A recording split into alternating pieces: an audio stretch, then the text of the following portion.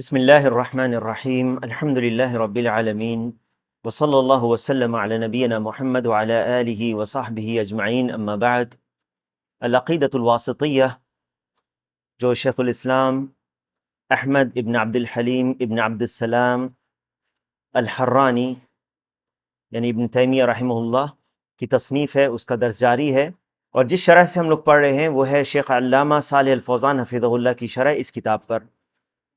اور اس کے پہلے والے درس میں جو اہل سنت والجماعت کا اصول ہے اسماء و صفات کے تعلق سے، اس پہ باتیں چل رہی تھی، اور ہم لوگ یہاں پر رکے تھے مصنف کے اس قول تک وَهُوَ سُبْحَانَهُ قَدْ جَمَعَ فِي مَا وَصَفَ وَسَمَّى بِهِ نَفْسَهُ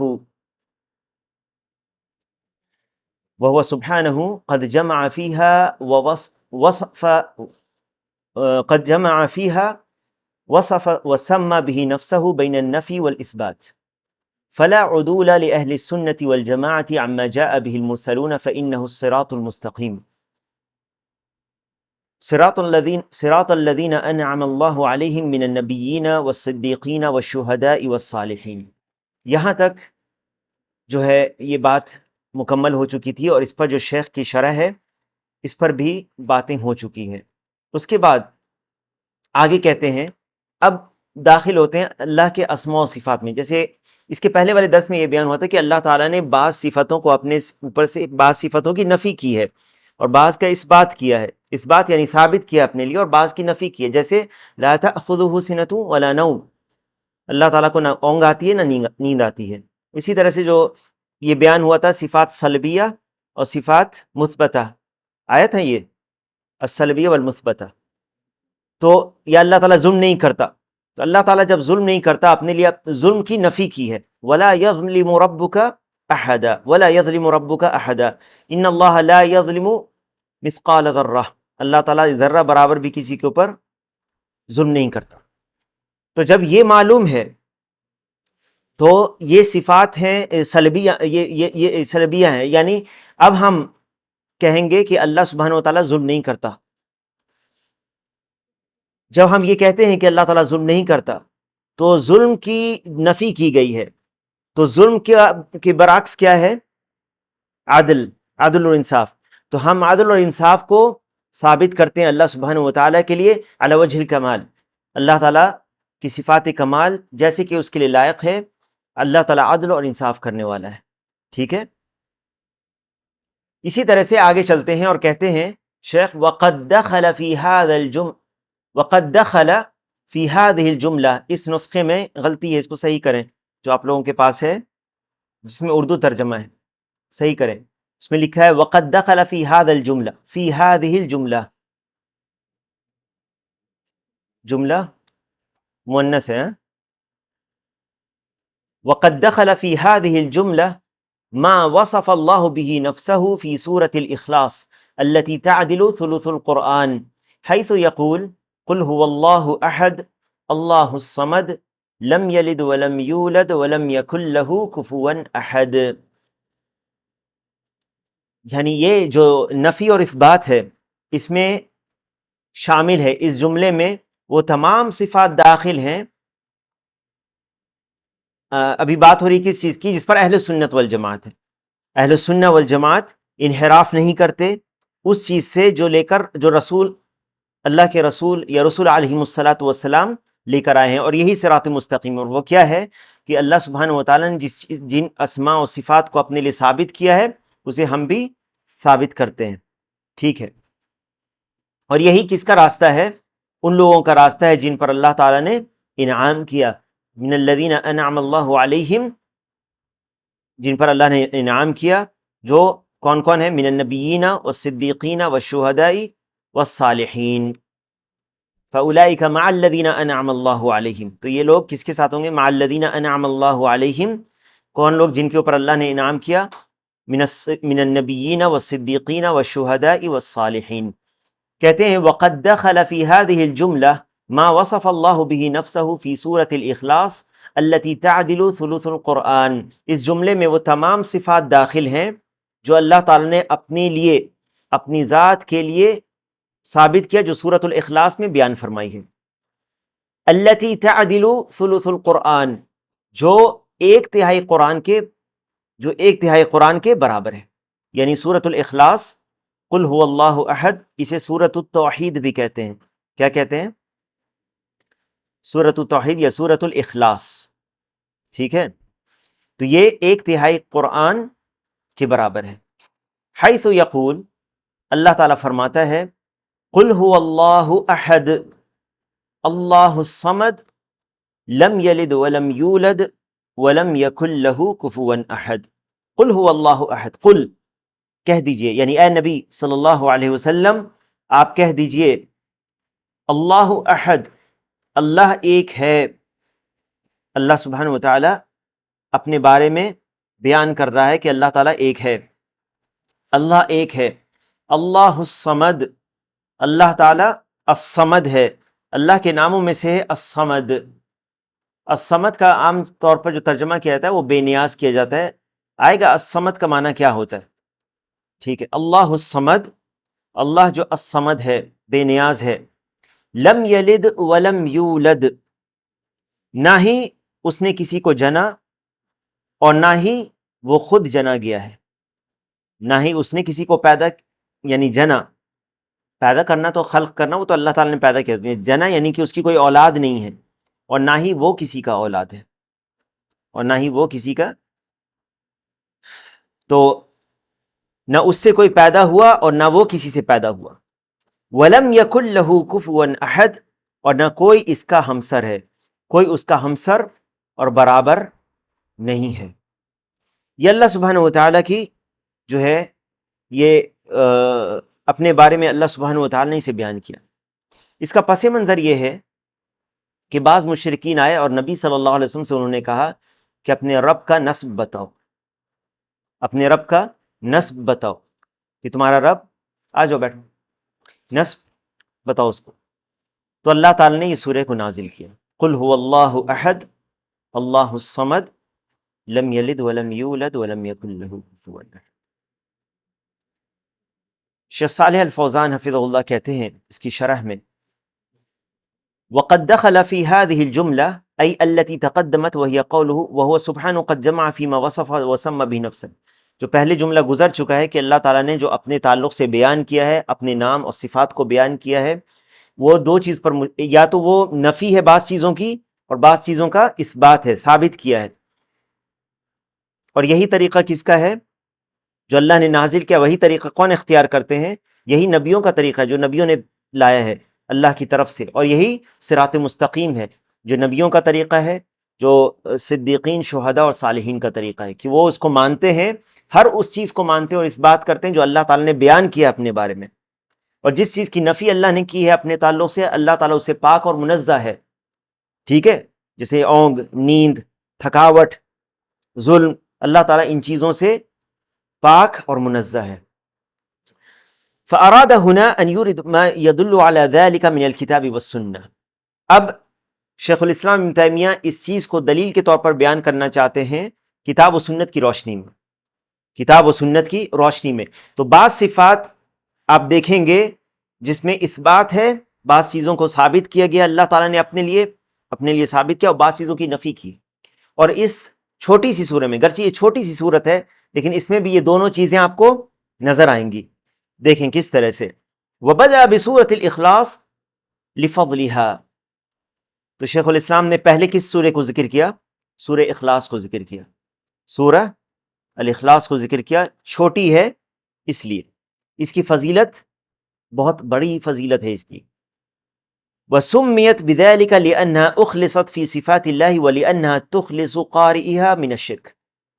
اسے اس لیے کہتے ہیں سورۃ الاخلاص کیونکہ اس میں اللہ کی صفات خالص بیان کی گئی ہے، اللہ تعالیٰ کی صفات بیان کی گئی. اللہ اکیلا ایک ہے، اکیلا ہے. ٹھیک ہے، اللہ جو الصمد ہے، بے نیاز ہے، نہ وہ کسی، نہ اس سے کوئی پیدا ہوا نہ وہ کسی سے پیدا ہوا ہے، اور اس کے برابر کا، اس کا ہمسر کوئی نہیں ہے.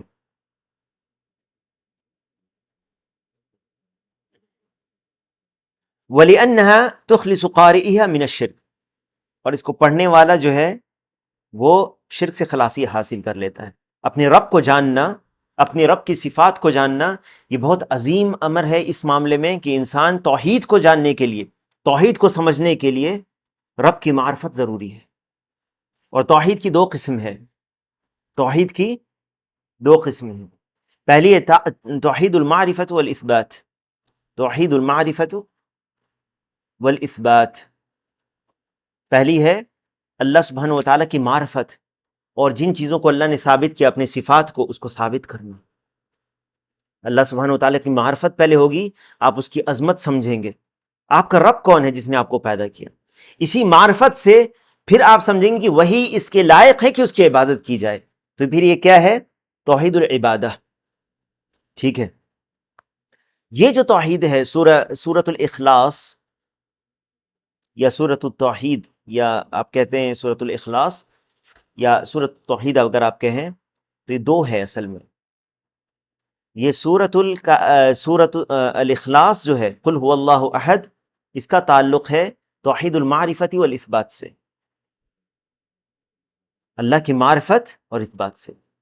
اور ایک اور سورہ ہے سورۃ الکافرون، بارک اللہ فیک، اس کا تعلق ہے اللہ کی عبادت سے، توحید العبادہ سے اس کے تعلق ہے۔ قل یا ایھا الکافرون لا اعبد ما تعبدون، میں نہیں اس کی عبادت کرتا جس کی تم عبادت کرتے ہو۔ تو یہاں پر لا الہ کا معنی ہے کہ نہیں؟ انکار ہے اس کی عبادت کا جس کی تم عبادت کرتے ہو اے مشرکو، لا اعبد ما تعبدون۔ اور اس میں جو ہے ولا انتم عابدون ما اعبد ولا انا عابد ما عبدتم الى آخرہ، تو یہاں پر اس میں براءت بھی ہے ایک طرح سے، اور اس میں عبادت کو خالص اللہ کے لیے بھی کیا گیا ہے۔ کہتے ہیں شیخ کہ قولہ التی تعدل ثلث القرآن، شیخ الاسلام نے کہا جو سورۃ الاخلاص قل هو اللہ احد کتنے قرآن، یہ ایک تہائی قرآن کے برابر ہے، ایک تہائی قرآن کے برابر ہے۔ کیا معنی ہے اس کا؟ کیا کوئی شخص، کیا اس کا یہ معنی ہے کہ کوئی قرآن نہ پڑھے اور صبح شام وہ 3 بار قل هو اللہ احد پڑھے اور وہ کہے کہ میں نے آج ایک بار قرآن مکمل کر لیا ہے؟ کیا یہ معنی ہے اس کا؟ نہیں، یہ معنی نہیں، یہ معنی نہیں، ٹھیک ہے۔ کیا معنی ہے اس کا؟ شیخ بیان کرتے ہیں، ای تساویہ وذلک لأن معانی القرآن 3 انواع، یعنی ایک تہائی کے برابر ہے اس طرح سے کیونکہ قرآن جو ہے وہ اس میں 3 قسم کا معنی ہے، قرآن میں 3 قسم کی چیزوں کو بیان کیا گیا ہے۔ پہلی ہے توحید و قصص و احکام، توحید اور قصص، پہلے کے جو امتیں ہیں اس کے تعلق سے بیان، اللہ سبحانہ و تعالیٰ نے ان کے خبریں دی، قصے بیان کیے ان کے، کیونکہ اس میں عبرت ہے، اور اس میں بھی انبیاء نے توحید کی طرف بلایا۔ اور پھر جو معال ہے، یعنی یا آپ یہ سمجھیں کہ خبریں جو ہے اس میں بعد میں کیا ہوگا اس کی بھی خبر ہے، اور احکام ہے اس میں، جیسے آپ کے صلاح کے تعلق سے ہے، زکوٰۃ کے تعلق سے ہے، حج کے تعلق سے ہے، ارکان اسلام ہے، اور بعض احکام ہے، یہ کرنا ہے یہ نہیں کرنا ہے، تو یہ احکام ہے اس میں۔ اگر ہم اس کو، یہ تو خیر 3 قسم سے اس طرح سے قرآن کو، اس لیے ایک تہائی جو ہے توحید ہے، اس میں توحید ہے، لیکن ایسے دیکھا جائے تو توحید قرآن میں یعنی احکام کا بھی تعلق ہے، وہ توحید سے اس کا تعلق ہے۔ ہم جو اللہ کی عبادت کرتے ہیں، ہمیں جس چیز کا حکم دیا گیا ہے، وما امروا الا ليعبدوا الله مخلصین لہ الدین حنفاء ویقیموا الصلاة ویؤتوا الزکاة وذلک دین القیم، یہ جو احکام ہے اس کا بھی تعلق اصل میں توحید سے، تو پوری توحید ہے قرآن، لیکن اگر اس طرح سے دیکھا جائے تو توحید اور قصے اور اس میں احکام ہے۔ کہتے ہیں شیخ وَهَذِهِ السورة فِيهَا صفة الرحمن، اس سورے میں رحمان کی صفت ہے، فَهِيَ فِي التوحید وحدہ فصارت تعدل ثلث القرآن، تو قرآن میں اگر دیکھا جائے تو توحید، قصے اور احکام ہے، تو ایک حصہ جو ہے قرآن کا یہ توحید ہے، اس اعتبار سے کہا جائے اگر تو والدلیل علی ان هذه السورة تعدل ثلث القرآن، اس کی عظمت دیکھو، اس سورہ کی، یہ سورہ ایک تہائی قرآن کے برابر یا برابر کی ہے۔ ما رواہ البخاری عن ابی سعید الخدری رضی اللہ عنہ، جیسے کہ امام بخاری نے ابو سعید خدری رضی اللہ عنہ سے روایت کیا ہے، ان رجلا سمع رجلا یقرأ، کسی شخص نے سنا کسی کو پڑھتے ہوئے رات کی نماز میں، قل هو اللہ احد، رات کی نماز میں اس کو پڑھتے ہوئے سورہ اخلاص کو، یعنی تہجد میں۔ تو تہجد میں اگر کسی کو یاد نہیں ہے، بس چھوٹی سورہ یاد ہے، یہ صرف قل هو اللہ احد ہے، تو وہ تکرار کے ساتھ پڑھ سکتا ہے، قل هو اللہ احد یرددها، یا ہر رکعت میں اس کو قل هو اللہ احد اس نے پڑھا۔ اس کا معنی یہ نہیں ہے جیسے بعض لوگ سمجھتے ہیں کہ چونکہ یہ سورہ اللہ کو پسند، بعض روایت میں ہے کہ کسی کے بارے میں دوسرے صحابی نے کہا کہ رات کی نماز میں اس نے ہر رکعت میں قل هو اللہ احد پڑھا، کوئی اور سورہ بھی پڑھتا ہے تو قل هو اللہ احد پڑھتا ہے۔ تو اللہ کے نبی صلی اللہ علیہ وسلم نے کہا کہ جب پوچھا تو کہا کہ انہوں نے کہا کہ مجھے یہ پسند ہے، تو اللہ کے نبی صلی اللہ علیہ وسلم نے کہا کہ اللہ بھی اسے پسند کرتا ہے۔ تو یہ مفہوم ہے جو حدیث ہے، اس کا معنی یہ نہیں ہے کہ ہر نماز میں ہم جو سورے پڑھیں گے اس میں قل هو اللہ احد بھی پڑھیں، ہے نا، یہ رات کی نماز کے تعلق سے ہے جو قیام اللیل ہے۔ جیسے کہتے ہیں ان رجلا سمع رجلا يقرأ قل هو الله احد يرددها فلما اصبح جاء الى النبي صلی اللہ علیہ وسلم فذكر له ذلك، صبح میں آ کر نبی صلی اللہ علیہ وسلم سے انہوں نے بیان کیا اس بات کو، وكأن الرجل يتقالها، وہ سمجھ رہے تھے کہ اس میں زیادہ کچھ اجر نہیں ہے، شاید کیوں پڑھ رہے ہیں سورۃ الاخلاص ہر رکعت میں یا بار بار اس کو دہرا رہے ہیں۔ فقال النبی صلی اللہ علیہ وسلم والذی نفسی بیدہ، اللہ کے نبی صلی اللہ علیہ وسلم نے کہا کہ اس ذات کی قسم جس کے ہاتھ میں میری جان ہے، انہا لتعدل ثلث القرآن، یہ قرآن کی ایک تہائی حصے کے برابر ہے، یہ ایک تہائی قرآن کے برابر ہے۔ قال الامام ابن القیم، امام ابن القیم رحمہ اللہ کہتے ہیں والاحادیث بکونها تعدل ثلث القرآن تکاد تبلغ مبلغ التواتر، جو حدیث ہے نا یہ اس کے تعلق سے کہ ایک تہائی قرآن کے برابر ہے سورۃ الاخلاص، یہ تواتر کی حد تک جاتی ہے۔ تواتر کس کو کہتے ہیں؟ متواتر کیا ہے؟ اتنے زیادہ لوگوں نے اس کو روایت کیا ہے کہ کسی کے جھوٹ پر کوئی جمع نہیں ہو سکتا، اتنی زیادہ تعداد نے اس کو روایت کیا ہے۔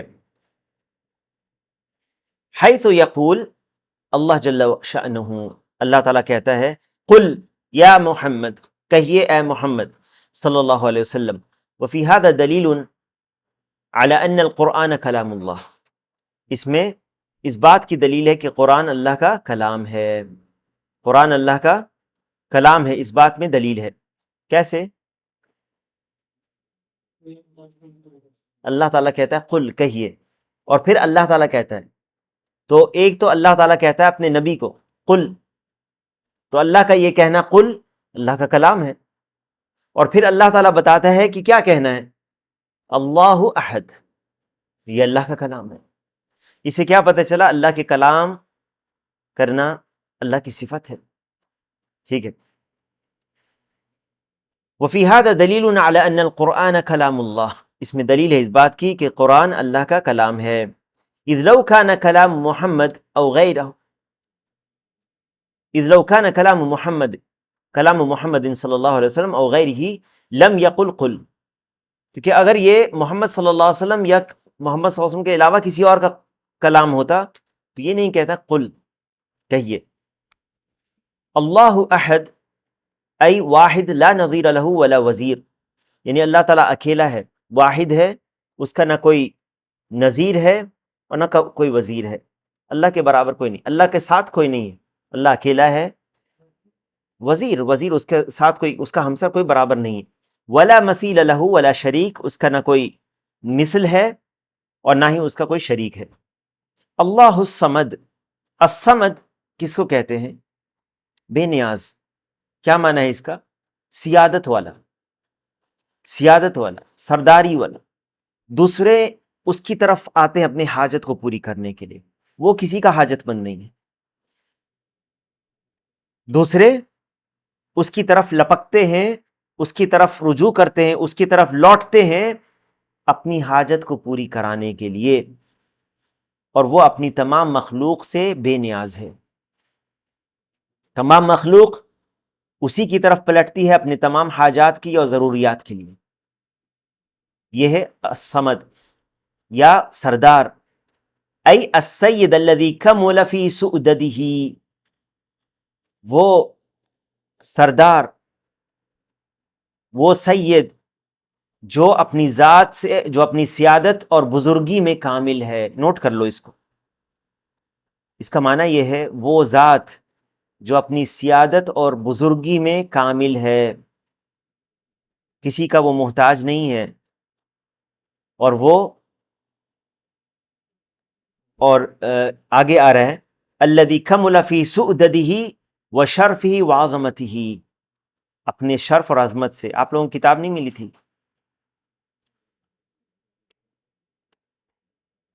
جن کے پاس آپ لوگوں نے یہ نہیں لیا تھا، کسی نے نہیں لیا یہ؟ ہاں، کس کے پاس تھا؟ آپ کے پاس ہے؟ کہاں ہے؟ ایسے نہیں چلے گا۔ ٹھیک ہے، یہ جو بعض علمی فوائد ہوتے ہیں، ایک بار اگر چھوٹ جائے گا ہو سکتا ہے دوبارہ آپ کو یاد نہ آئے، دوبارہ یاد نہ آئے۔ اور ایک شخص یہ پہچان لیا تھا کہ کوئی طالب علم واقعی ہے اگر وہ لکھتا ہے تو وہ اپنے کتاب کا اہتمام کرتا ہے، نہیں تو پھر اس کی طرف یہ لوگ سمجھتے ہیں بس ٹھیک ہے آپ کو فائدہ حاصل تو ہو جائے گا، لیکن جو جسے آپ کہتے ہیں نا کہ ایک سنجیدگی سے طلب علم کرنا، وہ چیز پھر نہیں ہوتی لوگوں کے اندر، کیونکہ وہ اہتمام نہیں کرتے اس چیز کا۔ ان چیزوں کا اہتمام کرنا چاہیے، لکھنے کا اہتمام، آپ نوٹ کر لیں کوئی چیز اگر آپ کو نظر آ رہی ہے، صرف اصل متن بھی اگر آپ کے پاس ہو وہ کافی ہے، شرح نہیں بھی ہے تب بھی اصل متن ہوگا تو کافی ہے۔ آج شرح آ چکی ہے، اور جو لوگوں نے شرح کے لیے کہا ہے ان کی شرح آج موجود ہے، آ چکی ہے۔ جن لوگوں نے کہا ہے اور وہ موجود نہیں ہے تو ان کو نہیں ملے گی۔ جن لوگوں نے کہا ہے وہ موجود نہیں ہے یا وہ ریگولر نہیں ہے تو ان کو نہیں ملے گی، یہ ان کو مل جائے گی جو ریگولر ہیں، اور اگر وہ چاہتے ہیں تو ٹھیک ہے۔ السید الذی کمل فی سؤددہ وشرفہ وعظمتہ، اور اپنی عظمت میں وہ بزرگ اور برتر ہے، بلند ہے۔ وفیہ جمیع صفات الکمال، وفیہ جمیع صفات الکمال، اس میں تمام صفات بھی ہیں۔ والذی تصمد الیہ الخلائق وتقصدہ فی جمیع حاجاتها ومہماتها، یعنی تمام مخلوق اسی کی طرف لوٹتے ہیں، پلٹتے ہیں، اسی کی طرف رجوع کرتے ہیں اپنے تمام حاجات اور ضروریات کے لیے، اپنے تمام حاجات اور ضروریات کے لیے۔ لم یلد ولم یولد، لم یلد نہ اس سے کوئی پیدا ہوا ہے، ولم یولد اور نہ وہ، اور نہ کوئی اور نہ ہی نہ اس سے کوئی پیدا ہوا ہے نہ وہ کسی سے پیدا ہوا ہے۔ یعنی آپ یہ کہہ سکتے ہیں کہ جس نے کسی کو نہ جنا اور نہ خود جنا گیا ہے۔ کتنی عظیم صفت ہے، یعنی یہ جننا یا جنا ہوا ہونا یہ کس کی صفت ہے؟ مخلوق کی۔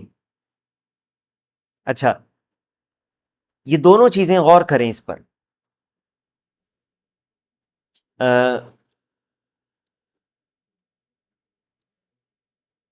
یہ دونوں صفت ایک ساتھ اللہ تعالیٰ نے بیان کی، جو اصل میں کیا ہے؟ اللہ تعالیٰ نے اپنے لیے نفی کی ہے اس چیز کی۔ اچھا، کوئی مخلوق اس میں نہیں آتی۔ آدم علیہ السلام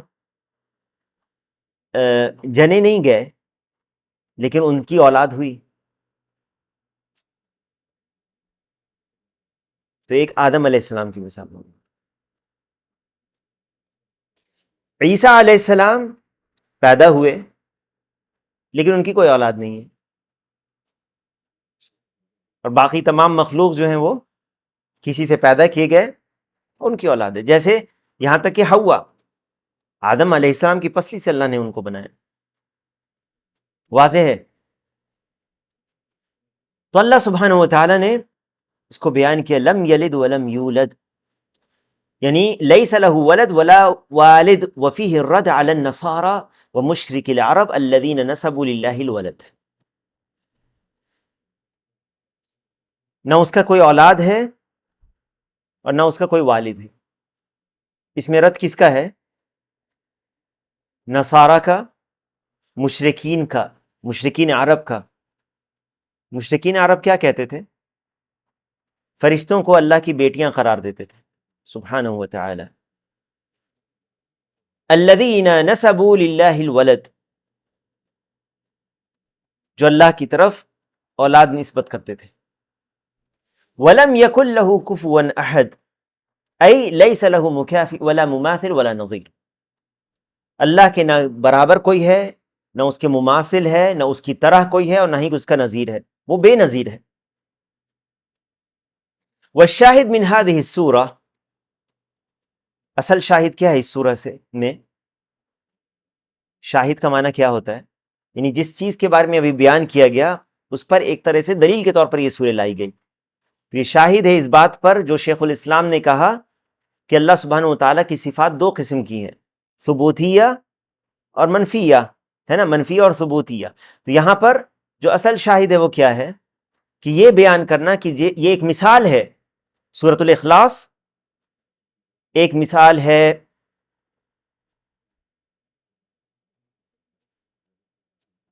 سورۃ الاخلاص ایک مثال ہے۔ کس چیز کی مثال ہے؟ کہ اللہ سبحانہ و تعالیٰ نے بعض صفات کی کا اثبات کیا ہے اور بعض کی نفی کی ہے نا، بعض ثبوتیہ ہیں بعض منفیہ ہیں۔ ثبوتیہ کیا ہے؟ احد، قل هو اللہ احد، اللہ الصمد۔ اور منفیہ کیا ہے؟ الذی لم یلد ولم یولد ولم یکن له کفوا احد۔ واضح ہے؟ بارک اللہ فیکم۔ والشاہد من هذه السورة انها تضمنت وجمعت بین النفی والاثبات، نفی اور اثبات اس میں جمع ہو گیا۔ فقوله اللہ احد اللہ الصمد اثبات ہے اس میں، وقوله لم یلد ولم یولد ولم یکن له کفوا احد اس میں نفی ہے۔ اس کے بعد شیخ الاسلام کہتے ہیں وما وصف به نفسه، وما وصف به نفسه في اعظم آیة في كتابه حيث يقول الله لا إله إلا هو الحي القيوم لا تأخذه سنة ولا نوم له ما في السماوات وما في الأرض من ذا الذي يشفع عنده إلا بإذنه يعلم ما بين أيديهم وما خلفهم ولا يحيطون بشيء من علمه إلا بما شاء وسع كرسيه السماوات والأرض ولا يؤوده حفظهما وهو العلي العظيم۔ یہاں پر کہتے ہیں ولا یؤودہ حفظہما، ای لا، یہاں پر بیچ میں دوسرے نسخے میں ہاں لا یکرثہ ولا یثقلہ، لیکن دوسرے نسخے میں یہ چیز نہیں ہے، بیچ میں صرف آیت الکرسی ہے۔ تو بعض نسخوں میں یہ چیز ہے، لیکن پوری آیت پڑھ دیتے ہیں ولا یؤودہ حفظہما وہو العلی العظیم۔ ولہذا کان من قرأ هذه الآیہ فی لیلۃ لم یزل علیہ من اللہ حافظ ولا یقربہ الشیطان حتی یصبح۔ کہتے ہیں کہ اس آیت کو بیان کرنے کے لیے وما وصف به نفسہ، اللہ تعالیٰ نے جو جن اوصاف کو اس نے اپنے آپ کے لیے موصوف کیا، اپنے آپ کو موصوف کیا ان اوصاف سے، عظیم آیت میں، قرآن مجید کی عظیم آیت میں، جیسے کہ اللہ نے فرمایا اللہ لا الہ الا هو الحی القیوم، اللہ معبود برحق ہے، اللہ لا الہ الا ہو، لا الہ کوئی الہ نہیں، کوئی عبادت کے لائق نہیں، الا ہو سوائے اس کے، یعنی کوئی سچا معبود نہیں کوئی عبادت کے لائق نہیں ہے سوائے اللہ کے، سوائے اس کے، اللہ معبود برحق ہے، اس کے سوا کوئی عبادت کے لائق نہیں۔ لا تأخذہ سنۃ ولا نوم، لا تأخذہ سنۃ ولا نوم۔ اچھا، الحی القیوم، الحی القیوم اللہ کے دو پیارے ناموں میں سے ہیں، الحی اور القیوم۔ الحی کا معنی ہے زندہ، وہ زندہ ہے، وہ ہمیشہ زندہ، وہ ہمیشہ سے زندہ ہمیشہ رہے گا، کیونکہ اللہ سبحانہ و تعالیٰ کی جو صفات ہیں وہ ازلی ہیں، ہمیشہ سے ہیں اور ہمیشہ رہیں گے۔ ہاں ہاں وہی ہے، ازلی ہے اور وہ ابدی، ہمیشہ سے ہے، ہمیشہ رہے گا، وہ ہمیشہ سے زندہ ہے۔ لا تأخذہ سنۃ، الحی القیوم، وہ ہمیشہ سے زندہ رہنے والا ہے اور قائم ہے، قیوم ہے۔ القیوم جو خود قائم، دوسرے کو قائم کرتا ہے، رکھتا ہے، دوسرے کو اس نے قائم رکھا ہوا ہے۔ لا تأخذہ سنۃ ولا نوم، نہ اسے اونگ آتی ہے اور نہ اسے نیند آتی ہے۔ اونگ ہلکی نیند کو کہتے ہیں اور گہری نیند کو نیند کہتے ہیں، نوم، تو اسے نہ اونگ آتی ہے نہ نیند آتی ہے۔ لہو ما فی السماوات وما فی الارض، جو بھی آسمانوں اور زمین میں ہے وہ اسی کا ہے، جو بھی آسمان اور زمین میں ہے سب اسی کا ہے۔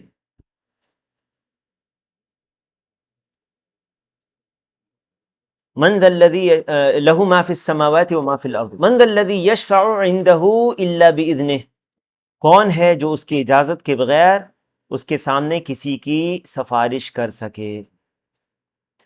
اللہ کی اجازت کے بغیر کوئی کسی کی سفارش نہیں کر سکتا۔ من ذا الذی یشفع عندہ الا باذنہ یعلم ما بین ایدیہم وما خلفہم، وہ جانتا ہے جو لوگوں کے سامنے ہے، روبرو ہے، اور جو ان کے پیچھے ہے۔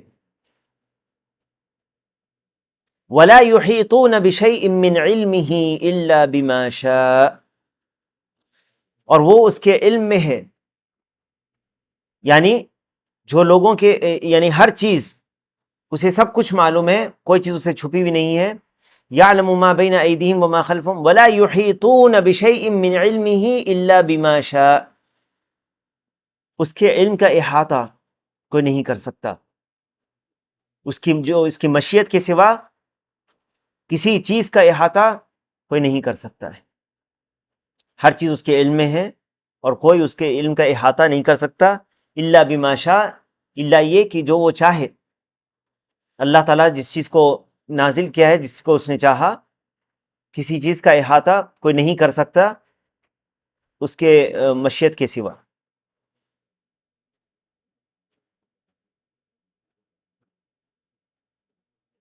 وسع کرسیہ السماوات والارض، اس کی کرسی نے آسمان اور زمین دونوں کو اپنے گھیرے میں لے رکھا ہے۔ اللہ تعالیٰ کی کرسی ہے جو اس کے قدم کی جگہ ہے، اور اللہ تعالیٰ عرش پر مستوی ہے۔ عرش اور کرسی دو الگ الگ چیزیں ہیں، عرش اور کرسی الگ الگ چیزیں ہیں، اور یہ مخلوق ہے، کرسی اور عرش یہ مخلوق ہے، ٹھیک ہے۔ یہاں پر کرسی کا ذکر ہے، وسع کرسیہ السماوات والارض ولا یؤودہ حفظہما وہو العلی العظیم، تو اللہ تعالیٰ نے، اس کی کرسی نے آسمان اور زمین کو اپنے گھیرے میں لے رکھا، اور زمین و آسمان کی حفاظت اللہ کو تھکا نہیں سکتی۔ وہو العلی العظیم، وہ العلی ہے، العظیم ہے۔ العلی بڑے اعلیٰ مرتبہ رتبہ والا، اور عظیم بڑی عظمت والا۔ یہ بہت عظیم آیت ہے قرآن کی، اور یہ پہلے بیان ہو چکا ہے کہ کسی معلوم کی عظمت، کسی چیز کی عظمت جو اس میں چیز بتائی جا رہی ہے اس کے شرف پر ہے۔ یعنی جب آپ توحید کی عظمت کیوں اتنی زیادہ ہے؟ کیونکہ آپ کو اس کے اللہ رب العالمین کے بارے میں آپ جانتے ہیں اس کے ذریعے۔ تو جن آیتوں میں اللہ سبحانہ و تعالیٰ نے اپنی صفات کو بیان کیا ہے وہ دوسری آیتوں سے زیادہ عظیم آیتیں ہیں۔ ہاں، کہتے ہیں کہ شیخ کہتے ہیں وَلِهَذَا كَانَ مَنْ قَرَأَ هَذِهِ الْآيَةَ فِي لَيْلَةٍ، اسی لیے جو رات میں اس آیت کو پڑھے گا اللہ کی طرف سے اس پر حافظ ایک رہتا ہے، یعنی فرشتے، جیسے کہ حدیث میں ہے اللہ تعالیٰ ایک فرشتے کو مقرر کرتا ہے اور شیطان اس سے قریب نہیں آتا اس شخص سے یہاں تک کہ صبح ہو جاتی ہے۔ اس آیت میں جسے آیت الکرسی کہتے ہیں اس کی بہت فضیلتیں آئی ہیں۔ ایک تو سونے سے پہلے پڑھنے کی ہے، نماز کے بعد پڑھنے کی ہے، اور صبح اور شام کے اذکار میں بھی بعض روایتوں میں یہ آتی ہے۔ بعض روایتوں میں اس کی سند پہ بعض سند میں کلام ہے، لیکن آیت الکرسی کا بھی ذکر ملتا ہے۔ اب یہاں پر اس آیت الکرسی میں کتنے اسماء ہیں اور کتنی صفات ہیں اللہ سبحانہ و تعالیٰ کی۔ دیکھو، اللہ کا نام ہے، لا الہ الا ہو الحی القیوم، اور الحی القیوم یہ وہ اسماء ہیں جس کے تعلق سے یہ ہے کہ اگر اس سے اللہ سے دعا کی جائے وہ دعا قبول ہوتی ہے، جس کے آگے بیان ہوگا الحی القیوم۔ اس کے بعد لا تأخذه سنة ولا نوم له ما في السماوات وما في الأرض من ذا الذي يشفع عنده إلا بإذنه يعلم ما بين أيديهم وما خلفهم ولا يحيطون بشيء من علمه إلا بما شاء وسع كرسيه السماوات والأرض ولا يؤوده حفظهما وهو العلي العظيم۔ 5 اللہ کے اسماء اس میں بیان ہیں، اور اللہ کے جو صفات ہے، اللہ الہ ہے، اللہ کو نیند اور اونگ نہیں آتی، اسی کا ہے جو آسمانوں اور زمین میں ہے۔ کون ہے جو اللہ کے سامنے کسی کی سفارش کرے؟ اس کے اجازت کے بغیر کوئی سفارش نہیں کر سکتا۔ وہ جانتا ہے ہر وہ چیز جو لوگوں کے سامنے اور پیچھے ہے، اس کے اور وہ احاطہ نہیں کر سکتے اس کے علم میں سے کسی چیز کا، اللہ یہ کہ جو اس کے جو وہ چاہے۔ وسع کرسی، اس کی کرسی جو ہے اس کی وسعت ہے اس میں، اور اللہ تعالیٰ کو کوئی چیز نہیں تھکاتی۔ وہو العلی العظیم، تو اس میں کم سے کم 7 صفات کا بیان ہے۔ کہتے ہیں شیخ صالح الفوزان حفظہ اللہ وما وصف به نفسه فی اعظم آیت فی کتابہ، یعنی اس جملے میں کہتے ہیں ودخل فی الجملہ السابقہ ما وصف اللہ به نفسه فی الکریمہ فی اعظم آیہ والآیہ فی اللغہ العلامہ۔ عظیم آیت میں اللہ نے اپنے تعلق سے جو ذکر کیا ہے، اس میں بھی آپ آیت الکرسی پر بھی غور کریں تو اس میں بھی بعض چیزوں کو اللہ نے ثابت کیا اپنے لیے اور بعض چیزوں کی نفی کی ہے، جیسے اس کو اونگ اور نیند نہیں آتی اور وہ تھکتا نہیں ہے۔ آسمان اور زمین کے تعلق سے اس کی حفاظت میں وہ تھکتا نہیں ہے۔ تو یہ اللہ سبحانہ و تعالیٰ کے تعلق سے بعض صفتیں جس کی اللہ نے نفی کی اپنے تعلق سے، یہ کیا ہے؟ یہ منفی صفاتیں جس کی نفی کی گئی، مثبتہ بھی ہیں اس میں، ٹھیک ہے۔ الحی القیوم، اللہ تعالیٰ ہمیشہ زندہ رہے گا، قیوم ہے۔ شیخ کہتے ہیں کہ علامہ، آیہ کا معنی ہوتا ہے علامت، والمراد بها هنا طائفة من كلمات القرآن متميزة عن غيرها بفاصلة، وتسمى هذه الآية التي أوردها هنا آیت الکرسی۔ بعض کلمات پر مشتمل ہوتے ہیں ایک آیت، یہاں پر آیت سے مراد جو بعض کلمات پر مشتمل ہوتے ہیں، کلام، اللہ کے کلام پر یہ مشتمل ہے، اور یہاں پر آیت الکرسی ہے لذکر الکرسی فیہا، کیونکہ اس میں کرسی کا ذکر ہے۔ والدلیل علی انہا اعظم آیہ فی القرآن ما ثبت فی الحدیث الصحیح، اس کی کیا دلیل ہے کہ یہ عظیم آیت ہے قرآن میں؟ صحیح حدیث سے یہ ثابت ہے، جسے مسلم نے روایت کیا ابی بن کعب رضی اللہ عنہ سے، کہ نبی صلی اللہ علیہ وسلم نے ان سے پوچھا ای آیت فی کتاب اللہ اعظم، کون سی آیت اللہ کی کتاب میں عظیم، سب سے عظیم ہے؟ قال اللہ ورسولہ اعلم، تو ابی بن کعب رضی اللہ عنہ نے کہا کہ اللہ اور اس کا رسول زیادہ جانتا ہے۔ فرددها مرارا، تو اللہ کے نبی صلی اللہ علیہ وسلم نے بار بار ان سے پھر سے پوچھا، تو انہوں نے کہا ثم قال ابی، پھر ابی نے کہا آیت الکرسی ہے۔ فقال النبی صلی اللہ علیہ وسلم لیہنک العلم یا ابا المنذر، یا لیہنک العلم ابا المنذر، تمہیں یہ علم مبارک ہو اے ابو منذر، ابو منذر کنیت ہے۔ وسبب کونہا اعظم آیہ، کیوں یہ عظیم آیت ہے؟ لما اشتملت علیہ من اثبات اسماء اللہ وصفاتہ وتنزیہہ عما لا یلیق بہ. دیکھو عظمت ہے اس آیت کی، کیوں؟ کیونکہ اس میں اللہ سبحانہ و تعالیٰ کی ان اسماء و صفات پر یہ مشتمل ہے جو عظیم نام اور صفتیں ہیں، اور عظیم نام اور صفتیں ہیں، اور اس میں تنزیہ ہے ان چیزوں سے. اللہ سبحانہ و تعالیٰ نے اپنے آپ کو پاک قرار دیا ہے جو اس کے لیے لائق نہیں ہے. فقولہ تعالی، تو اللہ کا فرمان، اللہ لا الہ الا ہو ای لا معبود بحق الا ہو، کہ اللہ کے سوا کوئی سچا معبود نہیں ہے، اس کے سوا جو بھی ہے، جس کی بھی عبادت لوگ کرتے ہیں اس کی عبادت باطل ہے، بلکہ ابطل الباطل ہے، سب سے زیادہ باطل ہے. الحی، الحی کے اون ہے اللہ تعالیٰ، الای الدائم الباقی الذی لہ کمال الحیات والذی لا سبیل للفناء، لا سبیل للفناء، للفناء علیہ، جو ہمیشہ سے اس کی حیات ہمیشہ کمال کی حیات ہے، جس میں زوال نہیں آئے گا، کمی نہیں ہوگی، ہمیشہ سے وہ زندہ اور ہمیشہ زندہ رہے گا. القیوم القائم بنفسہ المقیم لغیرہ، خود وہ قائم ہے اور دوسروں کو اس نے برقرار رکھا ہوا ہے جب تک وہ چاہے گا. آسمان اور زمین کو اس نے تھاما ہوا ہے. اللہ سبحانہ و تعالیٰ جو دوسرے چیز اس کے محتاج ہیں، وہ کیسے محتاج ہو سکتا ہے کسی چیز کا؟ سبحانہ و تعالی. القائم بنفسہ المقیم لغیرہ فہو غنی عن خلقہ، تو وہ غنی ہے اپنے مخلوقات سے. وخلقہ محتاجون الیہ، اس کی جو مخلوق ہیں وہ اس کے محتاج ہیں. وقد ورد ان الحی القیوم هو الاسم الاعظم، اور بعض روایتوں سے یہ پتہ چلتا ہے الحی القیوم یہ بڑے اسماء اعظم میں سے، اسم الاعظم میں سے ہیں. الذی اذا دعی به، الذی اذا دعی اللہ به، اذا دعی اللہ به اجاب، الذی اذا دعی اللہ به اجاب، وہ نام جس سے اگر اللہ کو پکارا جائے تو اللہ تعالیٰ اس دعا کو قبول کرتا ہے. وَإِذَا سُئِلَ بِهِ أَعْطَى، اور اگر اس سے مانگا جائے تو وہ عطا کرتا ہے. ٹھیک ہے. اور نبی صلی اللہ علیہ وسلم دعاؤں میں کہتے تھے یہ نام کے وسیلہ لینا ہے، اللہ کے ناموں کا وسیلہ لینا مشروع ہے.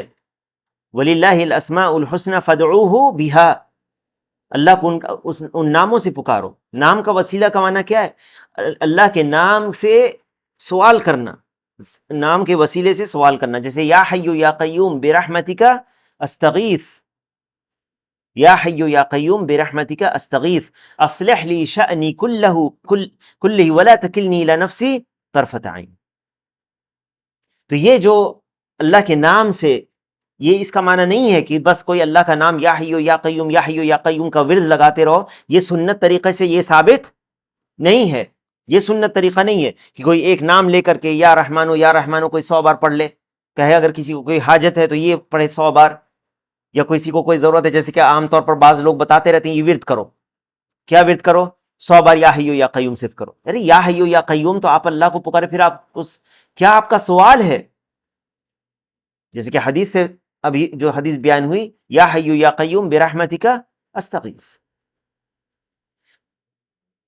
اصلح لی شأنی کلہ ولا تکلنی الی نفسی طرفۃ عین. تو یہ سوال ہے اس میں، اور اللہ کے نام الحی القیوم سے کے وسیلے سے آپ دعا کر رہے ہیں اللہ سے. وَإِذَا سُئِلَ بِهِ أَعْطَى، اللہ تعالیٰ سے جب اس سے سوال کیا جاتا ہے اللہ تعالیٰ عطا کرتا ہے. کیونکہ الحی یہ صفات ذاتیہ ہے، اللہ کی صفات ذاتیہ. اور پچھلے درس میں بیان ہوا تھا نا، صفات کی 3 قسمیں ہیں، صفات ذاتیہ، صفات فعلیہ، صفات ذاتیہ فعلیہ. صفات ذاتیہ جسے اللہ تعالیٰ اپنے ذات سے متصف ہے، جیسے اللہ تعالیٰ کا سننا، دیکھنا، کلام تو ذاتیہ فعلیہ دونوں ہیں. تو اللہ تعالیٰ کا سننا، دیکھنا، اللہ کا آنا، نازل ہونا، یہ سب جو ہے اللہ کی صفات ذاتیہ ہے. اللہ کا ہاتھ، اللہ کی آنکھ، یہ سب صفات ذاتیہ. اللہ کے فعل، اللہ کے صفات فعلیہ کون ہے؟ جو اللہ کے افعال ہیں، جیسے اللہ تعالیٰ کا نزول، اللہ کا نزول، میں نے نزول کہہ دیا تھا، اور آنا نہیں. ذاتیہ میں جو اللہ تعالیٰ جس سے متصف ہے ہمیشہ سے، اور ہمیشہ سے ہے متصف اور ہمیشہ رہے گا، جیسے اللہ تعالیٰ کا ہاتھ. اور اللہ تعالیٰ کا جو ہے کلام تو فعلیہ اور ذاتیہ دونوں ہے. اور اسی طرح سے اللہ کا دیکھنا اور سننا یہ ذاتیہ ہے. اور جیسے پہلے بیان ہو چکا، کسی مخلوق کے جیسا نہیں ہے، کسی مخلوق سے تشبیہ نہیں دی جا سکتی، بلکہ اللہ جیسا اس کے لیے لائق ہے ویسا ہے. ٹھیک ہے. فعلیہ، اللہ تعالیٰ جب چاہتا ہے وہ کرتا ہے. جیسے اللہ تعالیٰ کا نزول اور اللہ کا آنا، اللہ کا عرش پر مستوی ہونا، یہ کیا ہے؟ صفات فعلیہ ہے. ٹھیک ہے. ودلالت القیوم علی الصفات الفعلیہ، فالصفات القیوم جو ہے اللہ تعالیٰ نے قائم رکھا ہوا ہے. ٹھیک ہے، یہ اس کی صفات فعلیہ ہے. تو اس آیت میں صفات ذاتیہ بھی ہے اور فعلیہ بھی ہے. اللہ تعالیٰ کی صفت الحی، یہ صفات ذاتیہ ہے، اللہ تعالیٰ اس سے متصف ہے. اللہ زندہ ہے، کبھی اس کو موت نہیں آئے گی، اور اس کی زندگی مخلوق کی زندگی جیسی نہیں ہے. اس کی زندگی ویسی ہے جو کمال کی ہے، جس میں کوئی کسی قسم کا نقص اور عیب نہیں ہے، جیسے کہ اس کے شان کے لیے لائق ہے. جبکہ مخلوق کی زندگی کیا ہے؟ ختم ہو جاتی ہے نا، نقص ہے اور عیب ہے، مخلوق کے اندر کمی ہے. فالصفات كلها ترجع إلى هذين الاسمين الكريمين العظيمين لكمال قیومیته. تمام جو نام ہے اللہ کے صفات، وہ انہی دو صفات کی طرف پلٹتے ہیں، اسی لیے اسے اسماء الاسم العظم کہا گیا ہے. لا تأخذه سنة ولا نوم. السنہ اونگ کو کہتے ہیں، میں صرف ترجمہ پڑھ دیتا ہوں، وقت نہیں اس لیے. اونگ کو کہتے ہیں، اور یہ ہلکی نیند کو کہا جاتا ہے. نوم خفیف، اور یہ آنکھ میں صرف ہوتی ہے. جیسے اونگ آتی ہے نا تو آنکھ بند ہونے لگتی ہے، تو اس کو اونگ نہیں آتی. والنوم اقوى من السنہ، اور نیند جو ہے وہ گہری ہوتی ہے، اس سے گہری ہوتی ہے. اور یہ نیند جو ہے وہ موت کی بہن ہے. ٹھیک ہے، اسی لیے، اور یہ دل میں ہوتی ہے. یعنی کہ نیند جو ہوتی ہے، آدمی دل سے بھی سو جاتا ہے اور آنکھ سے بھی سوتا ہے. یعنی وہ اس کو کیا آس پاس ہو رہا ہے اس کی خبر بھی نہیں ہوتی نیند میں جب آدمی ہوتا ہے. جسے موت مردہ شخص نہیں جانتا کیا اس کے آس پاس ہو رہا ہے. ٹھیک ہے، تو یہ جو ہے انسان کے لیے، جو ہے انسان کے حیات میں اس طرح سے نقص ہے کہ اس کو نیند بھی آتی ہے اور اونگ بھی آتی ہے اور موت بھی آتی ہے. لیکن اللہ سبحانہ و تعالیٰ کو اس کی نہ ضرورت ہے نہ اس کے لیے وہ لائق ہے. اللہ تعالیٰ ان کے لائق یہ نہیں ہے، کیونکہ یہ نقص ہے اس میں. اور اللہ تعالیٰ کی صفات جتنی بھی ہیں وہ صفات کمال ہیں. لہو ما فی السماوات و ما فی الارض، یعنی اللہ ہی کا ہے سب چیز، یعنی بادشاہت اسی کے اختیار میں ہے، اسی کے تصرف کے تحت ہے، اور اسی نے پیدا بھی کیا ہے، اسی کے وہ بندے بھی ہیں. فَوَيَمْلِكُ الْعَالَمَ الْعُلْوِي وَالسُّفْلِي، آسمانوں کی اور جتنے بھی آسمانوں میں مخلوقات ہیں، فرشتے ہیں، جو بھی مخلوق ہے آسمانوں میں اور زمین میں، چاہے زمین میں فرشتے ہوں یا حیوان ہو یا انسان ہو، سب کا وہ مالک ہے. وہ سب کا مالک ہے اور سب اسی کے مخلوق ہے. من ذا الذی، یعنی من ذا الذی یعنی کون ہے؟ یعنی کوئی نہیں جو اس کے سامنے یا اس کی اجازت کے بغیر کسی کی شفاعت کرے. یشفع عندہ، الشفع مشتقۃ من الشفع، شفع سے وطر اکیلے کو کہتے ہیں، اور شفع جب دو کو کر دیتے ہیں تو ایک شخص، وہ ضد الوطر، وطر کی ضد شفع ہے. شفع میں کیا ہے؟ دو، وطر میں اکیلا ہوتا ہے. تو ایسا ہے جیسے کہ شافع جو ہے، جو شفاعت کرنے والا ہے، وہ کسی دوسرے کے لیے یہ سوال کرتا ہے. شفاعت میں کیا کر رہا ہے وہ؟ ایک شافع دوسرے کے لیے شفاعت کرتا ہے، تو یہ اس کے طرف سے یہ کیا، فَصَيَّرَهُ شَفْعًا بَعْدَ أَنْ كَانَ وِتْرًا، وہ اکیلا تھا پہلے. وہ شخص، ایک شخص کی کوئی حاجت ہے، ضرورت ہے، وہ اکیلا ہے، شافع نے اس کی شفاعت کی تو اس کے ساتھ دیا اس میں. تو اب یہ اس مسئلے میں شفاعت کرنے والا جو شافع ہے اس کے ساتھ ہے کہ نہیں؟ یہ دو ہو گئے پھر اس مسئلے میں. تو کون ہے جو شفاعت کرے کسی کی اللہ کے اذن کے بغیر؟ کسی کا یہ بس نہیں، کسی کا یہ کوئی ایسا نہیں کر سکتا کہ اس کی اجازت کے بغیر کوئی شفاعت کر دے. یہاں پر ان لوگوں کی گمراہی واضح ہو جاتی، جو صوفی لوگ ہیں، جو کہتے ہیں کہ بزرگ اور اولیاء یا نبی یا فرشتے ان کو شفاعت دے دی گئی ہے، اب ہم ان سے شفاعت مانگ رہے ہیں، ان کو شفاعت دے دی گئی ہے، اب وہ مختار کل ہو گئے شفاعت کے، تو ہم انہی سے شفاعت مانگیں گے؟ نعوذ باللہ، یہ بدعقیدگی ہے، اس سے شرک ہوتا ہے۔ کیوں؟ کیونکہ اب یہ جب پکارے گا غیر اللہ کو، تو یہ پکارنا، غیر اللہ سے دعا کرنا، یہ کیا ہے؟ شرک ہے۔ اور اللہ تعالی نے کیا کہا ہے؟ قل للہ الشفاعۃ جمیعا، قل للہ الشفاعۃ جمیعا، تمام کی تمام شفاعت کس کے اختیار میں؟ یہاں تک کہ اللہ کے نبی علیہ الصلوۃ والسلام بھی اللہ کے اذن سے شفاعت کریں گے، ہے نا؟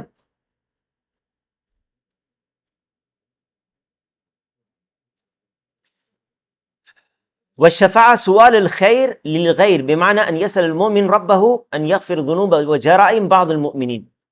شفاعت یہ ہے کہ کوئی خیر کے لیے کسی کے سوال کرے۔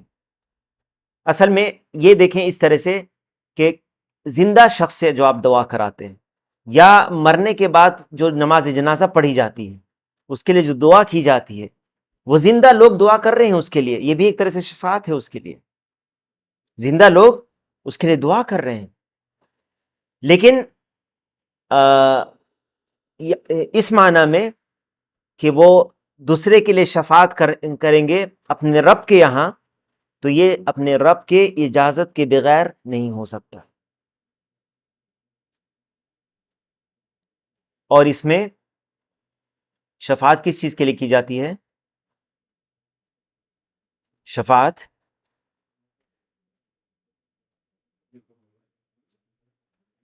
خیر کے لیے کی جاتی ہے۔ شفاعت کس چیز کے لیے کی جاتی ہے؟ کسی خیر کو پہنچانے کے لیے جاتی ہے۔ خیر کو پہنچانے کے لیے شفاعت جو ہے، یہ شفاعت اللہ کے نبی صلی اللہ علیہ وسلم شفاعت کریں گے اپنی امتیوں کی، جو موحدین ہوں گے، توحید پر جو ہوں گے، ان کی شفاعت کریں گے۔ اللہ تعالی ہمیں بھی ان لوگوں میں شامل کرے جو اللہ کے نبی کے شفاعت کے بعد جنت میں داخل ہوں گے۔ کس طرح سے شفاعت کے بعد؟ اللہ کے نبی صلی اللہ علیہ وسلم شفاعت کریں گے، جنت میں کئی چیزوں کے لیے شفاعت ہوگی، ٹھیک ہے؟ کس چیز کے لیے شفاعت کے لیے؟ جنت میں داخل، یا مقام اور مرتبے کو بلند کرنے کے لیے، مقام و مرتبے کو بلند کرنے کے لیے یہ جو شفاعت ہوگی، یعنی ایک مقام جو ہوگا کسی کو ملے گا تو اس سے زیادہ بلند مقام کے لیے جو شفاعت ہوگی۔ یا اس میں تفصیل ہے، اس میں تفصیل ہے، یعنی آپ سمجھیں کہ یہ نہیں صرف ایسے کہیں کہ اللہ سے دعا ہے کہ اللہ تعالیٰ بھی ہمیں، ہمارے نبی صلی اللہ علیہ وسلم کو، یعنی ایک شفاعت ان کے لیے بھی ہوگی جو جہنم میں جائیں گے، جو موحدین جہنم میں جائیں گے، ان کے لیے شفاعت ہوگی کہ ان کو جہنم سے نکال کر جنت میں داخل کر دیا جائے۔ تو ہم نہیں چاہتے کہ ہم جہنم میں جائیں، تو ہم وہ شفاعت کے لیے اللہ سے دعا کرتے ہیں کہ اللہ تعالیٰ ہمیں جنت میں داخل کر دے۔ یا اور بھی جو شفاعتیں، تو اللہ کے نبی صلی اللہ علیہ وسلم کو کئی طرح کی شفاعت کا ذکر ملتا ہے حدیثوں سے، اور بعض شفاعت ہوگی کہ جنتیوں میں بعض لوگ جو ہے کم درجے پہ ہوں گے تو ان کو اس سے زیادہ درجہ ملے گا۔ کہتے ہیں شیخ کہ سؤال الخیر للغیر بمعنی ان يسأل المؤمن ربه ان یغفر ذنوب و جرائم بعض المؤمنین، کہ اللہ تعالیٰ بعض مومنوں کے گناہوں کو اور جرائم کو معاف کر دے۔ لیکن یہ تمام کی تمام شفاعت اللہ کے اختیار میں ہے، اسی لیے اللہ تعالیٰ نے کہا الا باذنہ، یعنی اللہ کے حکم سے ہی کوئی شفاعت کر سکتا ہے۔ وذلک لکبریائہ وعظمتہ سبحانہ وتعالی، اللہ کی یہ کبریائی اور عظمت کی وجہ سے، اللہ ہی کے اختیار میں ہے۔ اللہ تعالیٰ جس کو چاہے گا اسے اس کی اجازت دے گا، جس کے لیے چاہے گا اس سے راضی ہوگا، تب اس کی اجازت ہوگی۔ لا يستطيع احد ان يتقدم الیہ بالشفاعہ عندہ لاحد الا بعد ان یأذن، کسی کے اختیار نہیں ہوگا کہ اپنے طور پر خود بڑھ چڑھ کے وہ شفاعت کرنے لگے، نہیں، جب تک اللہ تعالیٰ اس کی اجازت نہیں دے گا۔ یعلم ما بین ایدیہم، یعنی اللہ تعالیٰ کی جو علم کا علم ہے، اور اللہ تعالیٰ ہر چیز پر مطلع ہے، وہ ہر چیز کا احاطہ اپنے علم سے اس نے کیا ہوا ہے، چاہے وہ ماضی کی چیز ہو یا مستقبل کی چیز ہو۔ فلا یخفی علیہ منہا شیء، اس سے کوئی بھی چیز مخفی نہیں ہے۔ ولا یحیطون بشیء من علمہ الا بما شاء، ای العباد لا يعلمون شیئا من علم اللہ ولا یحیطون بشیء من علمہ، اس کے علم کا، اللہ کے علم کا احاطہ کوئی نہیں کر سکتا، الا بما شاء، مگر وہ اتنا جتنا اللہ تعالیٰ چاہے. تو شیخ کہتے ہیں العباد لا يعلمون شيئا من علم اللہ، بندے نہیں جانتے اللہ کے علم سے کسی بھی چیز کو. الا ما علمهم اللہ، مگر صرف اتنا جتنا اللہ ہی نے بیان کیا، اللہ ہی نے سکھایا. اور اللہ نے کیسے سکھایا ہے؟ نازل کر کے قرآن و سنت اپنے نبی پر وحی کے ذریعے. اسی لیے اللہ سبحانہ و تعالیٰ کے بارے میں ہم بغیر علم کے بات نہیں کر سکتے، اور جو لوگ بغیر علم کے بات کرتے ہیں اللہ کے بارے میں وہ گمراہی کا راستہ کھولتے ہیں. یاد رکھیں اس بات کو. الا ما علمهم اللہ ایاہ علی السنۃ رسلہ وبطرق واسباب متنوعہ. اللہ تعالی نے اپنے رسولوں کے ذریعے مختلف طریقوں سے جو اور مختلف اسباب سے جو بیان کیا. مختلف طریقوں اور اسباب سے کیا مراد ہے؟ اللہ تعالی نے اپنے نبی کو وحی کے ذریعے بتایا، یا تو قرآن کو نازل کیا، یا حدیث کو جو جبرائیل علیہ السلام لے کے بعض خبر آتے تھے، یا خواب کے ذریعے. اور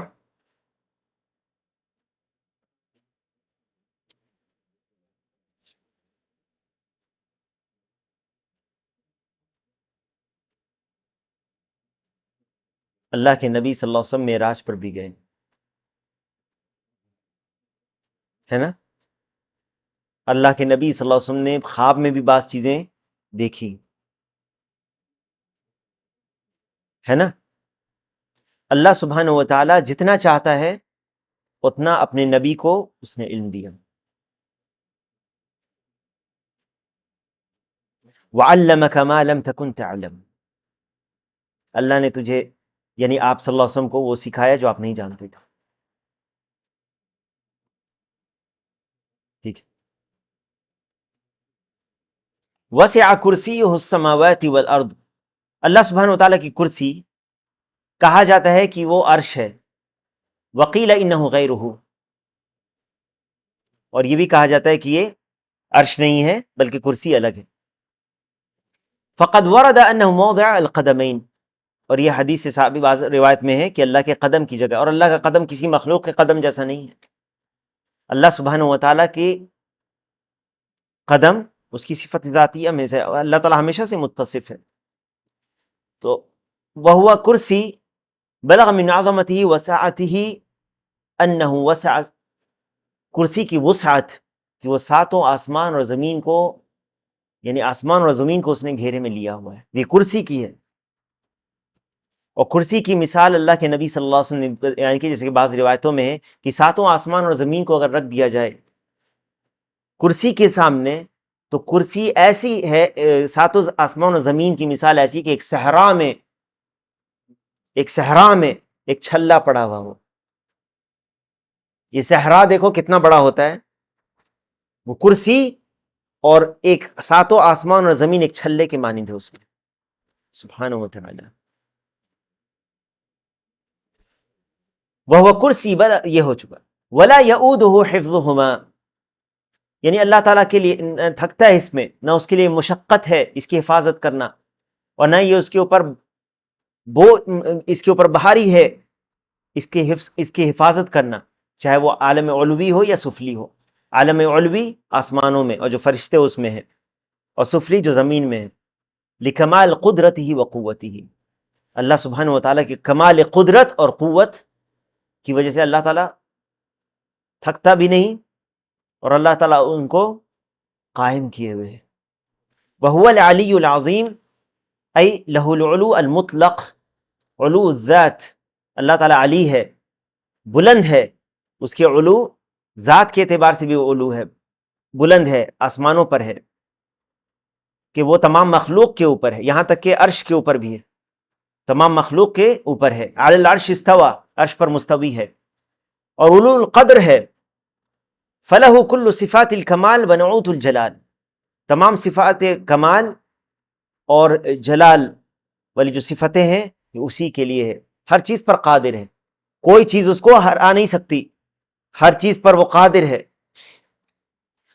وعلو القہر، اپنے غلبے سے بھی وہ غالب ہے سب پر.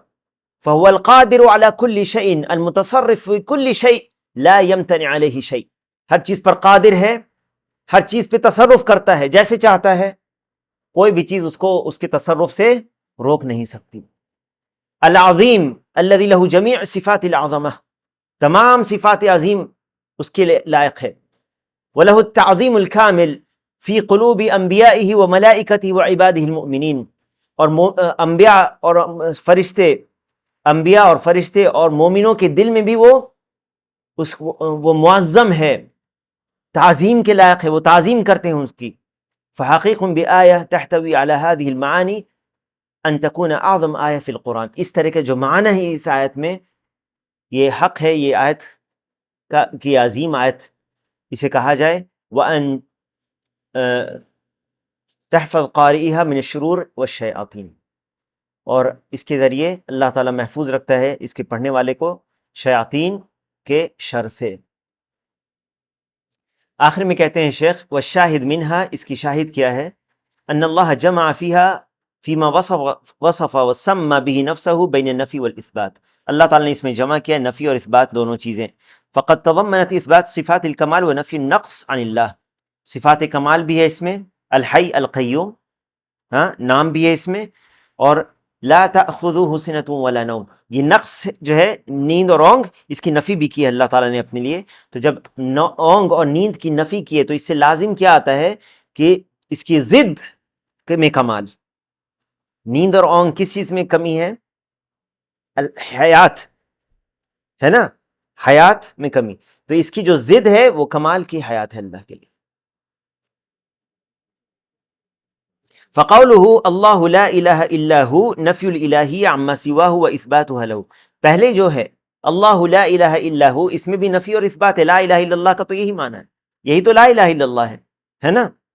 اس میں نفی ہے کس چیز کی؟ ہر اس معبودان باطلہ کی جن کی عبادت کی جاتی ہے کہ وہ عبادت کے لائق نہیں ہے، الا سوائے وہ جو معبود برحق ہے اللہ، وہی عبادت کے لیے اکیلے وہ عبادت کے لائق ہے۔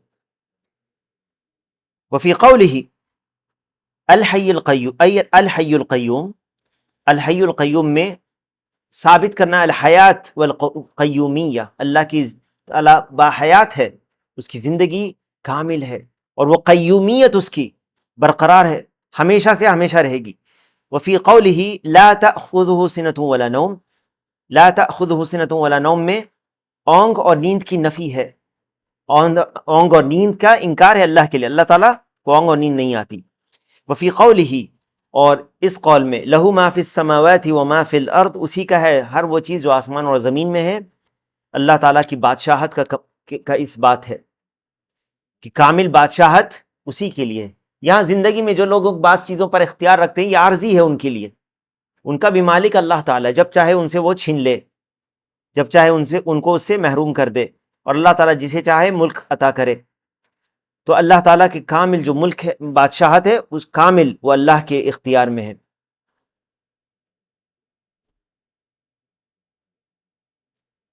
اسی لیے مالک یوم الدین، آخرت کے دن، جو قیامت کے دن کا مالک ہوگا، اس دن جو دنیاوی جو لوگ، جن لوگوں کو اللہ تعالیٰ نے بعض چیزیں دی تھی وہ تو ختم ہو جائیں گی، لیکن ہمیشہ جس کی ملکیت باقی ہے وہ کون ہے؟ اللہ سبحانہ و تعالیٰ، اس کی بادشاہت بھی ہمیشہ کے لیے۔ اسی لیے بعض قرأت میں کیا ہے؟ ملک یوم الدین، تو یہاں یہ اللہ تعالیٰ ہمیشہ، یعنی اس کی بادشاہت بھی ہمیشہ قائم ہے۔ لہو ما فی السماوات وما فی الارض من ذا الذی یشفع عندہ الا باذنہ، اس میں شفاعت، اس میں نفی ہے کس چیز کی؟ کہ جو لوگ بغیر اذن کے شفاعت کو سمجھتے ہیں اس کی نفی ہے، نہیں ایسا ہوگا۔ کیوں؟ کیونکہ اللہ تعالیٰ کی کمال عظمت، اللہ تعالیٰ کی کمال عظمت کا یہ تقاضا ہے کہ اللہ تعالیٰ کی اجازت کے بغیر کوئی نہیں کر سکتا ہے شفاعت، یعنی ایسا نہیں کہ کوئی کہہ دے کہ مجھے شفاعت مل گئی، نہیں، یہ کمال عظمت کے خلاف ہے کہ کوئی کہے اللہ تعالیٰ کے تعلق سے کہ جس کو اللہ یعنی کسی کو اللہ تعالیٰ نے یہ شفاعت دے دی ہے اور وہ جیسے چاہے جس کی چاہے شفاعت کر لے، نہیں، بلکہ اللہ تعالیٰ کے اذن سے شفاعت ہوگی، جس کے لیے اللہ تعالیٰ چاہے گا اس کے لیے شفاعت ہوگی۔ وَغِنَاهُ عَنْ خَلْقِهِ، اللہ تعالیٰ بے نیاز ہے اپنے مخلوق سے۔ وفی قولہ یعلم ما بین ایدیہم وما خلفہم، اللہ تعالیٰ جانتا ہے جو ان کے سامنے ان کے پیچھے ہے، لوگوں کی یعنی مخلوقات کے۔ اللہ تعالیٰ کا کمال علم ہے اس میں، دیکھو علم، کمال علم، اللہ تعالیٰ ہر چیز کو جانتا ہے، ان کے سامنے ان کے پیچھے، یعنی جو آ چکا جو گزر چکا سب چیز کا اس کو علم ہے، جو ماضی ہو یا مستقبل ہو۔ وفی قولہ ولا یحیطون بشیء من علمہ الا بما شاء، اس سے پتہ چلتا ہے اللہ تعالیٰ کے علم کا احاطہ نہیں کر سکتے وہ، کوئی مخلوق اس کے علم کا احاطہ نہیں کر سکتی الا یہ کہ جتنا وہ چاہے۔ اس سے کیا پتہ چلتا ہے کہ ہم محتاج ہیں، مخلوق محتاج ہے اللہ سبحانہ و تعالیٰ کی، ہے نا، اور وہ ان سے بے نیاز ہے۔ وفی قولہ وسع کرسیہ السماوات والارض، اس میں اللہ کی کرسی کا اس بات ہے، اور اس کی کمال عظمت اور جلال کا اس بات ہے، اور مخلوقات اس کے سامنے اس کی کرسی جو ایک مخلوق ہے اس کے سامنے ساتوں آسمان اور زمین کی کیا حیثیت ہے ابھی بیان ہو چکی، تو آپ اللہ رب العالمین کے بارے میں کیا کہہ سکتے ہیں، اور اس کی جو مخلوقات وہ کتنی چھوٹی ہے اس کے سامنے، اور اس کا یہ فرمان ولا یؤودہ حفظہما، وہ عاجز نہیں ہوتا، وہ تھکتا نہیں انہیں قائم رکھنے سے، آسمان زمین کا جب تک وہ چاہے گا قائم رہیں گے۔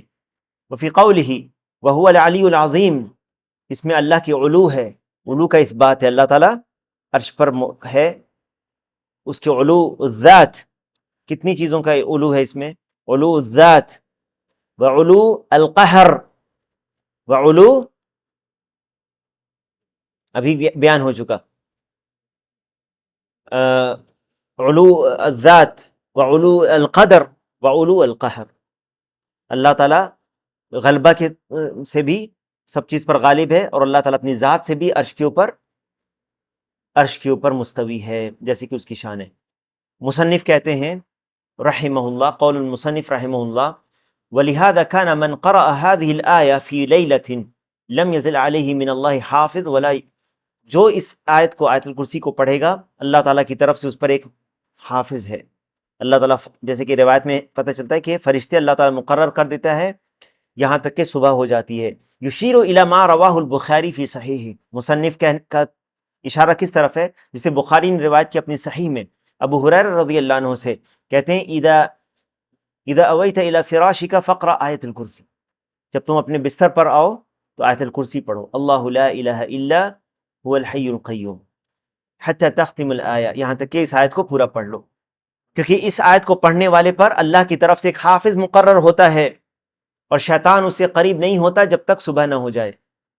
اور یہ حدیث ہے، شیطان کہتے ہیں شیخ یطلق علی کل متمرد عات من الجن والانس، یہ شطنہ سے ہے، من شطنہ اذا بعد، شیطان سے اللہ تعالیٰ اس کی حفاظت کرتا ہے، جو متمرد ہے تجاوز کرنے والا جنوں میں سے، یا شیخ کہتے ہیں کہ شیطان کا لفظ جو ہے جن اور انس دونوں پر بولا جاتا ہے، یہاں پر کیا مراد ہے، شیاطین جو جن میں سے ہیں اللہ تعالیٰ ان سے حفاظت کرتا ہے، سمی بذلک لبعدہ من رحمت اللہ، اللہ کی رحمت سے وہ دور کر دیا گیا ہے، دور ہے، اسی لیے اس کو شیطان کا جاتا ہے، او من شاط یشیط اذا اشتد، یا کوئی چیز سخت اگر ہو جائے تو اس کو بھی کہا جاتا ہے، واللہ تعالی عالم۔